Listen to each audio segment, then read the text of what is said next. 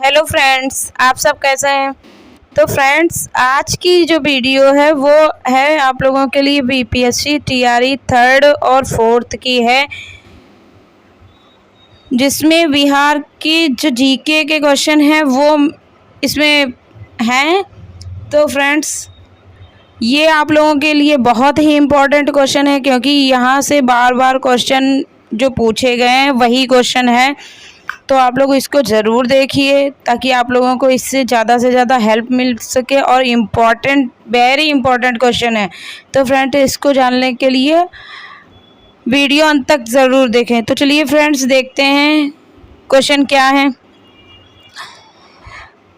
Question number 1, सुवर्ण भूमि का वह राजा कौन था जिसने नालंदा में एक बौद्ध विहार की स्थापना की तथा उसके रखरखाव हेतु अपने दूत द्वारा देवपाल से 5 गांव दान में देने के लिए प्रार्थना की थी? वो कौन था? वो था बालपुत्र देव, यानी ऑप्शन नंबर सी जो है वो है बालपुत्र देव। तो चलिए फ्रेंड्स, देखते हैं प्रश्न नंबर 2, तगरिल तुगन के अभियान के समय कर्नाट राज्य का शासक था, तो वो कौन था? राम सिंह देव था। तो चलिए फ्रेंड्स, देखते हैं क्वेश्चन नंबर 3, बौद्ध विद्वानों में शांत रक्षित और आतिश दीपंकर किस काल में तिब्बत गए थे? वो गए थे पाल काल में, ऑप्शन नंबर बी। प्रश्न नंबर 4, बिहार में पाल काल से संबंधित कौन सा कथन असत्य है? तो इसका जो ऑप्शन है वो है ऑप्शन नंबर सी, पाल शासक वर्णाश्रम धाम के पालन के खिलाफ थे, ऑप्शन नंबर सी। तो चलिए फ्रेंड्स, देखते हैं क्वेश्चन नंबर 5। क्वेश्चन नंबर 5 देखते हैं, नालंदा विश्वविद्यालय के खर्च के लिए किसने 200 गांव को दान में दिया? वो दिया है ऑप्शन नंबर 1 ए धर्मपाल। तो चलिए फ्रेंड्स, देखते हैं क्वेश्चन नंबर 6, किस शासक ने औदतपुरी बिहार शरीफ में बौद्ध विहार की स्थापना करवाया था? वो था गोपाल, ऑप्शन नंबर ए। प्रश्न नंबर 7, वेनसांग ने पाटलिपुत्र की यात्रा किस वर्ष की थी?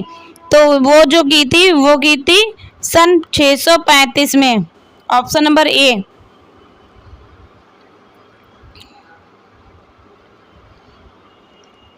प्रश्न नंबर 8, हर्षवर्धन की मृत्यु उपरांत बिहार के कुछ क्षेत्रों में कुछ समय के लिए तिब्बत की संप्रभुता स्थापित हो गई थी, जिसका अंत किया था? वो किया था आदित्य सेन गुप्ता ने, ऑप्शन नंबर बी।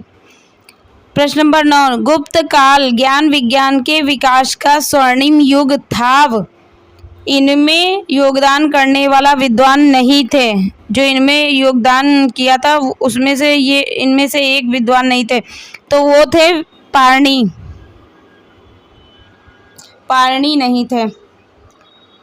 तो चलिए फ्रेंड्स, आगे बढ़ते हैं। प्रश्न नंबर 10 देखते हैं, मगध पर मिहिर कुल का आक्रमण किस शासक के समय में हुआ था? वो हुआ था नरसिंहगुप्त, ऑप्शन नंबर डी।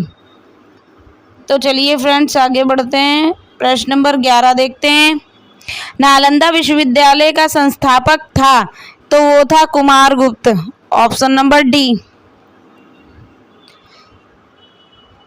प्रश्न नंबर 12, चंद्रगुप्त प्रथम ने 320 ईसा पूर्व में महाराज धीराज की उपाधि धारण की थी, तो वो की थी पाटलिपुत्र में। चलिए फ्रेंड्स, आगे देखते हैं question number 13। Question number 13, Keshav नामक एक व्यक्ति ने बोधगया में एक शिव मंदिर का निर्माण करवाया। इसकी जानकारी कहाँ से मिलती है? तो इसकी जानकारी जो मिलती है वो धर्मपाल के बोधगया प्रशस्तर अभिलेख से। प्रश्न नंबर 14, राजनीति रत्नाकर पुस्तक के लेखक हैं, तो वो हैं चंदेश्वर। प्रश्न नंबर 15, कौटिल्य की पुस्तक अर्थशास्त्र किस विषय पर आधारित है? तो वो है शासन कला के सिद्धांत के शासन कला के, ये कला लिखा है शासन कला के सिद्धांत और अभ्यास पर। तो चलिए फ्रेंड्स आगे बढ़ते हैं। प्रश्न नंबर 16, उद्वंत प्रकाश के लेखक हैं मौली कवि। जो मौली कवि हैं वो उद्वंत प्रकाश के लेखक हैं। प्रश्न नंबर 17, बिहार से प्राप्त मौर्यकालीन अभिलेखों की लिपि है? तो वो है ब्राह्मी है। तो चलिए फ्रेंड्स आगे बढ़ते हैं। प्रश्न नंबर 18, नालंदा में स्थित बाड़ा गांव नालंदा महाविहार का पता किसने लगाया है? वो कनिंघम ने। Option number B. प्रश्न नंबर 19,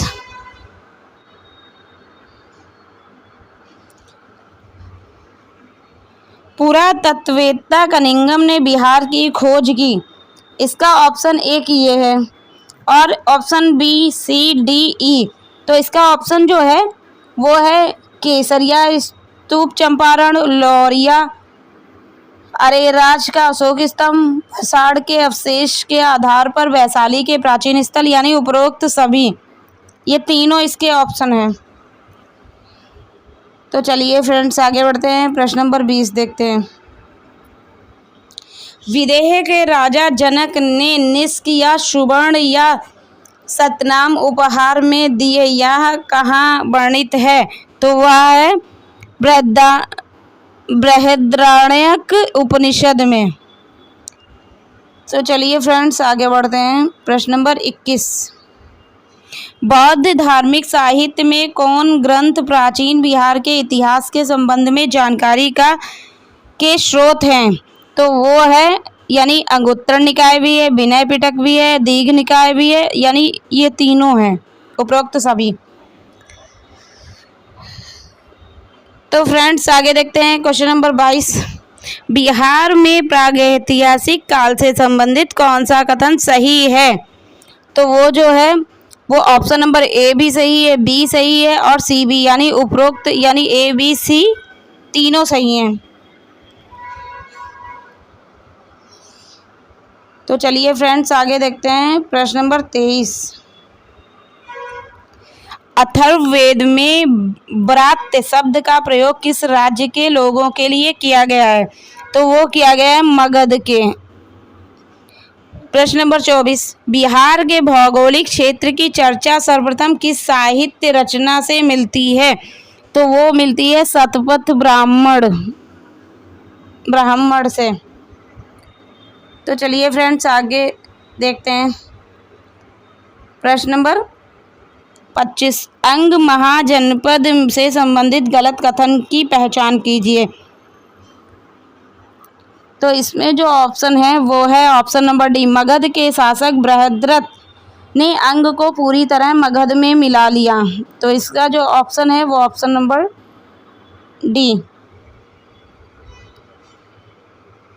प्रश्न नंबर 26,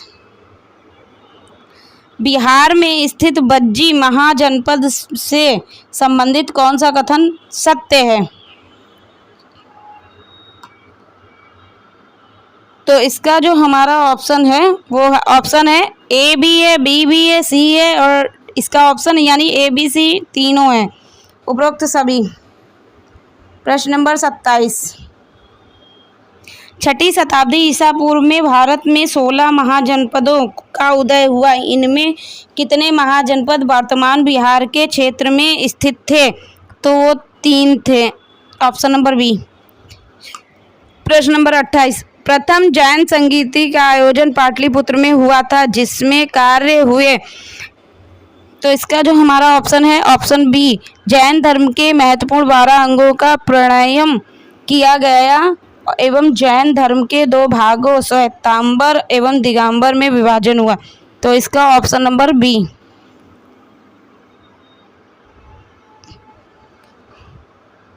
प्रश्न नंबर 29, महावीर स्वामी की माता त्रिशला विदेह दत्ता राजकुमारी थी लिच्छवी की। और इसका लास्ट क्वेश्चन प्रश्न नंबर 30, महावीर स्वामी ने अपना अंतिम उपदेश दिया था, तो वो दिया था पावापुरी में। तो फ्रेंड्स देखिए, ये हमारे जीके के जो हैं बीपीएससी के लिए जीके के क्वेश्चन हैं वो 30 क्वेश्चन हो चुके हैं, और इसके आगे के क्वेश्चन मैं नेक्स्ट वीडियो में लेकर आऊँगी। तो फ्रेंड्स, अगर आपको मेरी वीडियो अच्छी लगे तो मेरे चैनल को सब्सक्राइब कर लीजिए और लाइक कमेंट शेयर ज़रूर कीजिए। और ये आप लोगों के बहुत इंपॉर्टेंट क्वेश्चन हैं, क्योंकि ये बार बार क्वेश्चन पूछे जा रहे हैं पेपर में, तो आप लोग इसको ज़रूर देखिए। तो फ्रेंड्स, थैंक यू।